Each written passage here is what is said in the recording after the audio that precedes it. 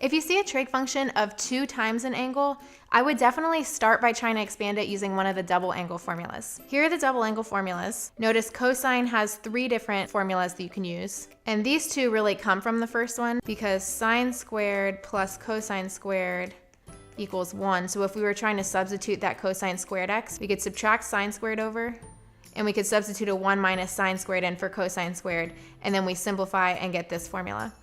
And then if we substituted for the sine squared x, we would get this formula. So they're all variations of each other, but some are more useful depending on the context.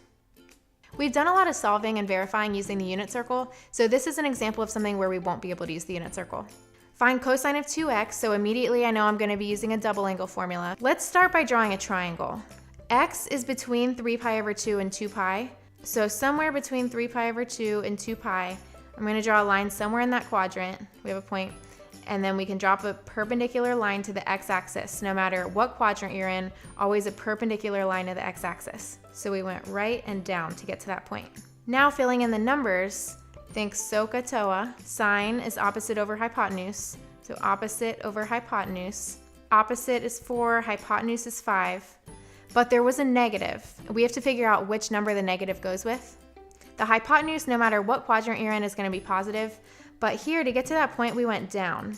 So that's going to be a -4. All of our y's in that quadrant are negative. Now we need to find this missing side.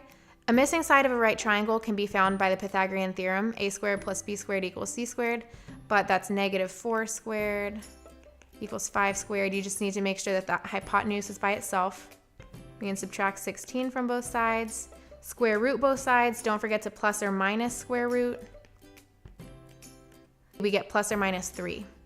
In this quadrant, we went right, that's +3. Now we want to evaluate the cosine of 2x. So I am going to expand that. Remember, there's 3 formulas we can use for cosine. I'm just going to use the first one, even though any of them would work. Usually I stick with the first one unless there's a reason to work with the other 2. For example, if you're doing a verifying problem and everything else that you see has signs in it, I would use this first one that only has signs in the problem. Remember, cosine squared x is the same as cosine of x squared. You don't have to show that step, but it might help you to see what's going on in the problem. Now we're trying to find the cosine of x. So the cosine adjacent over hypotenuse, adjacent is the side attached to the x that's not the hypotenuse. So that's a 3/5 squared minus sine of x, opposite, the side that the angle is pointing out towards, -4. Opposite over hypotenuse, squared.